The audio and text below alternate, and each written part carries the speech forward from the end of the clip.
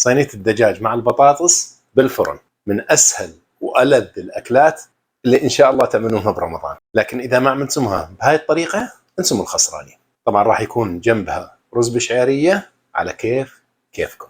خلوكم معي. قبل ما نبدأ نسمي بسم الله ونصلي على النبي. يلا بينا. أول حاجة عندنا راح نحطها بالخلاط هي راس ثوم كامل، كاسة إلا من زيت الزيتون،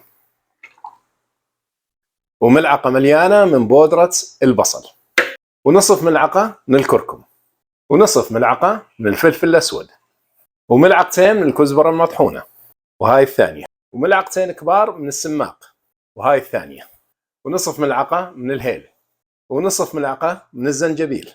عندنا 6 ملاعق من دبس البندورة أو معجون الطماطم، وحاولوا تكون نوعية زينة لأنه يفرق معانا بالطعم. 3 ملاعق من دبس الفليفلة أو معجون الفلفل، حار أو بارد هذا حسب الرغبة. هاي الثانية وهاي الثالثة.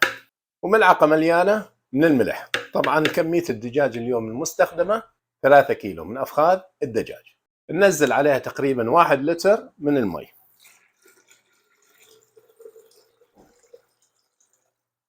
واريد أضيف عليها ربع ليمونة، نكهة الليمون بالصوص خيال.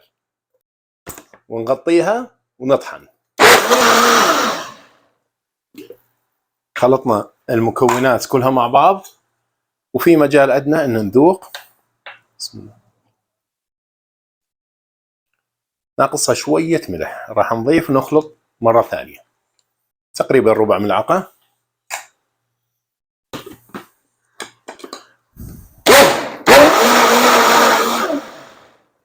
وبهذا امورنا باذن الله تمام.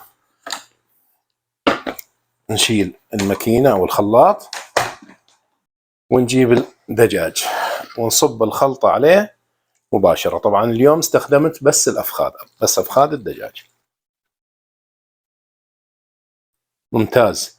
بس تنغمر الدجاجات أو أفخاذ الدجاج بهذا الشكل أمورها ممتازة. بس نحاول نقلبها شوي مع بعض، نحركها تحريك خفيفة علشان الصلصة تروح على كل قطعة من الدجاج. هذا الشكل، تقليبة خفيفة.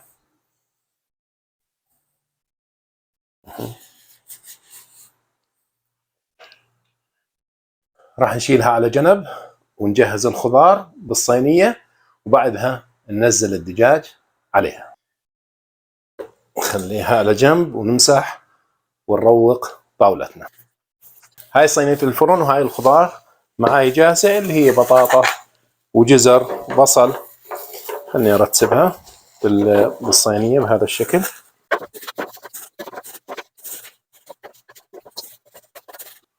والجزر. هاي الأكلة تحب الخضار، وصدقا إذا عملتموها بهاي الطريقة الخضار ألذ من الدجاج نفسه، لأنه ياخذ كل النكهات، يشرب من الصلصة. طبعا الفلفل الأخضر الحار هذا حسب الرغبة، والبصل شرايح، راسين ثوم، وهذا دجاجة. طبعا بإمكانك تشتغلها قبل 2 3 وتتركها بالتتبيلة ألذ. أنا ما تركتها، تقريبا ما صالها أصلا ربع ساعة. ووزع الأفخاذ. الكمية المستخدمة اليوم تقريبا 3 كيلو.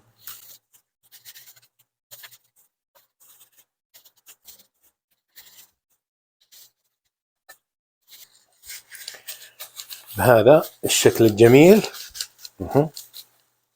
ونصب الصلصة مباشرة. يا سلام يا سلام، الريحة باهرة من الحين ترى، ما شاء الله.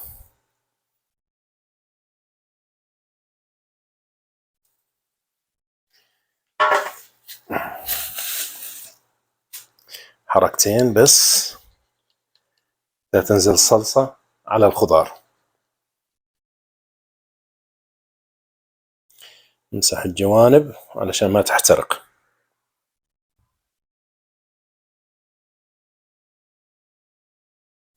وننزل عليها ورقة زبدة،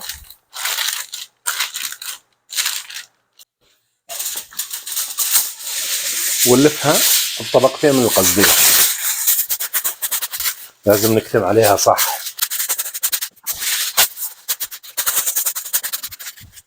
صينية الدجاج بالبطاطا جاهزة حاليا علشان ندخلها على الفرن على حرارة 180. راح نحطها بالرف الأقرب للنار اللي بالأسفل.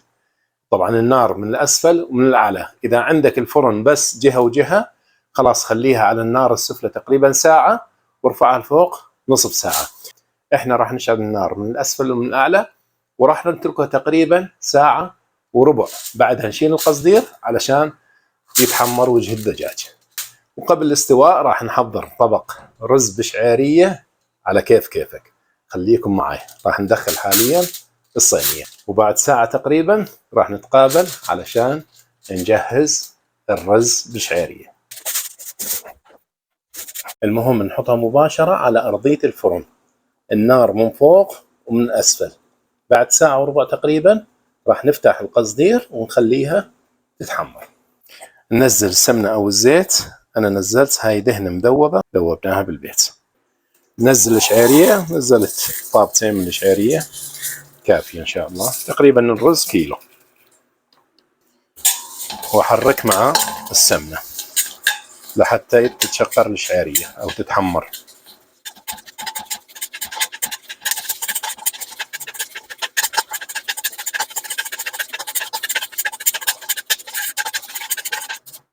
وننزل الرز الحبة القصيرة صنوايت،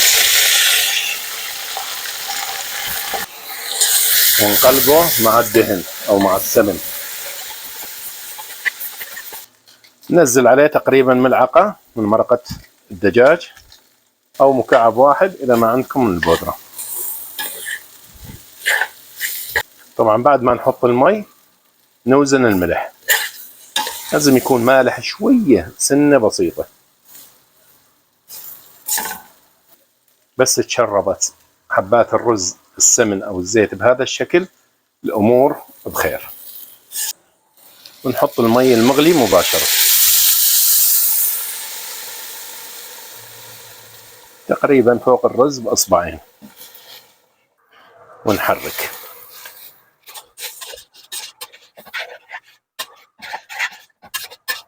راح ننزل عليه الملح ونحركه وندوق.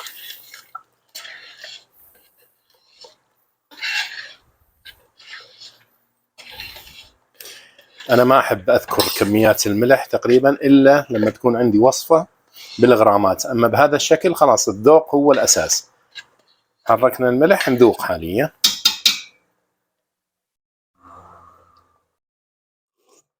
تحتاج شوي ثانية. حاليا أمورها إن شاء الله 100%. الأفضل حاليا نترك النار عالية ونخلي الرز يغلي. أول ما ظهرت عندنا طبقة الرز نقصر النار ونكتم عليه، نتركه تقريبا ربع ساعة على نار شمعة. لازم تكون أخف درجة نار عندك علشان يطلع عندك الرز مفلفل ونثري. أول ما ظهر عندنا هاي جحور النمل يسمونها، خلاص نقصر عليه على أضعف درجة ونسكر الغطاء. نتركه من مدة 15 إلى 17 دقيقة مثل ما قلنا على نار شمعة. وهاي حاليا تقريبا بعد 15 دقيقة. ما شاء الله تبارك الله. هاي رزتنا مفلفلة ونثرية وعلى الكيف. يا سلام شلون ما شاء الله. هاي تماما بعد ساعة وربع. نكشف عليها بس ننتبه من البخار.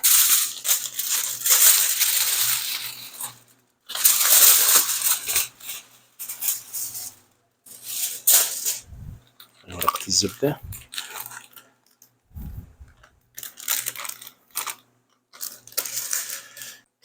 ما شاء الله تبارك الله.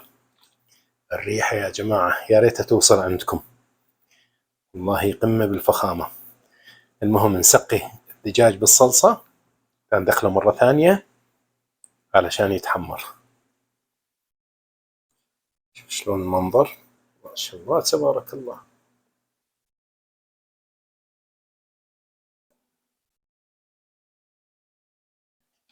الله الله. وهاي بعد التحمير، وهاي شكل صينيتنا، ما شاء الله تبارك الله. يلزمها رشة تزيينية، طبعا مو أساسية لكن تعطيها شكل رهيب. رشة بقدونس خفيفة. الله الله الله. جاهز حاليا صحننا، نبدأ بالرز. الله، يا سلام يا سلام. ناخذ لنا فخذ مع بطاطس، شوية جزر، قرن فليفلة، وراس الثوم لا ننساه. ناخذ شوي من الدجاج والبطاطا والبصل والجزر.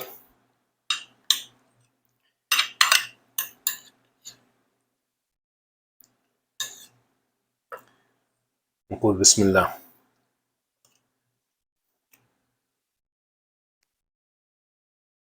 الله الله.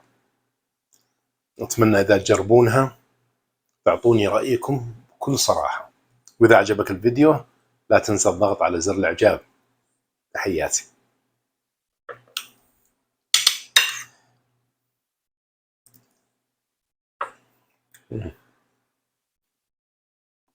خطيرة لا تفوتكم، ها. سلام.